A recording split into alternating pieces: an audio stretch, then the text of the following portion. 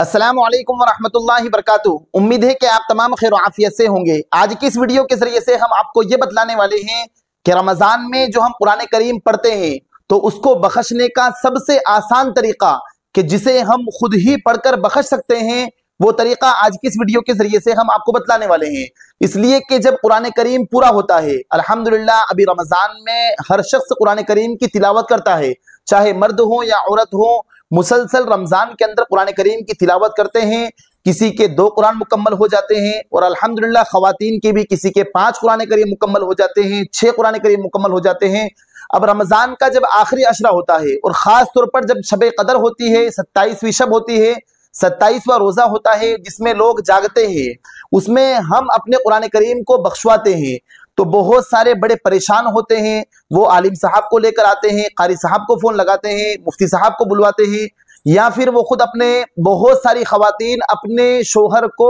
ये बोलती हैं कि मस्जिद के इमाम साहब को बुला लीजिए, हमें कुरान करीम बख्शाना है। आज इस वीडियो के जरिए से हम आपको कुरान करीम कैसे बख्शते हैं बहुत आसान तरीके से इंशाअल्लाह ताला तफसील से हम बतलाने वाले हैं। तो देखिए, अगर हमने कुरान करीम मुकम्मल कर लिया है, किसी के 4 कुरान करीम मुकम्मल हुए, 5 कुरान करीम मुकम्मल हुए, 10 कुरान करीम मुकम्मल हुए, 15 कुरान करीम मुकम्मल हुए, या किसी ने एक ही कुरान करीम पढ़ा है और अब वो उसे बख्शवाना चाहता है, तो उसका बहुत आसान तरीका यह है कि वो कुरान करीम पर मुकम्मल करने के बाद, कुरान करीम जब वो मुकम्मल कर लेगा उसके बाद वो ये नियत कर ले कि अल्लाह ताला जो मैंने कुरान करीम पढ़ा है इसको फुलाने की तरफ या फुलाने के लिए इसका सवाब पहुंचा, या अल्लाह ताला जिसके लिए मैंने कुरान करीम पढ़ा उसको मुकम्मल इसका सवाब पहुंचा। बस ये कहने के बाद इंशाअल्लाह ताला उनको सवाब पहुंच जाएगा और जो कुरान करीम हमने जिसके लिए पढ़ा है उनको मुकम्मल सवाब पहुंच जाएगा और हमारा कुरान करीम जो पढ़ा हुआ है वो बख्श दिया जाएगा।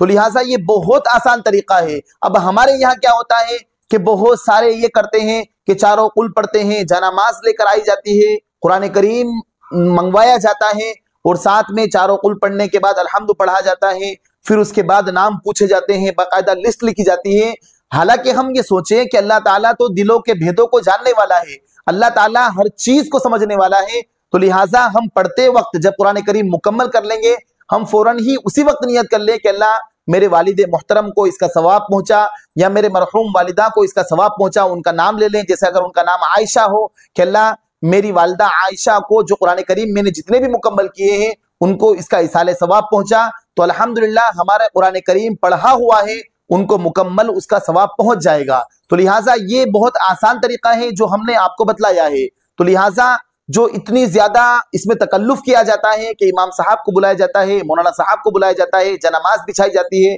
कुरान करीम के चारों कुल पढ़े जाते हैं, फिर दुआ पढ़ी जाती है और फिर उसके बाद अल्हम्दु शरीफ पढ़ी जाती है, ये सब चीजें जरूरी नहीं है, लाजिम नहीं है। हम इस बात को अच्छी तरीके से याद रख लें। बल्कि अगर हम कुरान करीम जब बख्शते हैं तो हम तमाम मुर्दों की अगर नियत कर लेंगे, यहाँ तक कि अगर हम ये कह लें कि आदम अलैहिस्सलाम से लेकर अब तक जितने भी इंतकाल फरमा चुके हैं, या अल्लाह मेरा कुरान करीम का तमाम जो सवाब है वो तमाम को पहुंचा, तो इंशाअल्लाह ताला तमाम को सवाब पहुंच जाएगा। हम इस बात को भी अच्छी तरीके से याद रख लें और हमें ऐसा ही करना चाहिए और ये ज्यादा अफजल है और ये ज्यादा बेहतर है ताकि तमाम को इसाले सवाब पहुंच जाए। तो लिहाजा हम इस तरीके से इसाले सवाब पहुंचा सकते हैं। अपने मरहूम वालिदैन के लिए भी इस तरीके से खाली एक लफ्ज बोलना है, एक जुमला बोलना है। अगर हम जुबान से भी नहीं बोलेंगे, दिल के अंदर भी नियत कर लेंगे कि अल्लाह मैंने जितने भी कुरान करीम मुकम्मल किए हैं मेरे फुलाने दादा को या मेरे चचा को या मेरे बड़े अब्बा को या मेरी दादी को, जो भी हम नाम लेना चाहें, या अगर नाम भी ना ले सिर्फ इतना बोल दें कि दादा को या दादी को या हमारे अब्बू को या हमारी अम्मी को,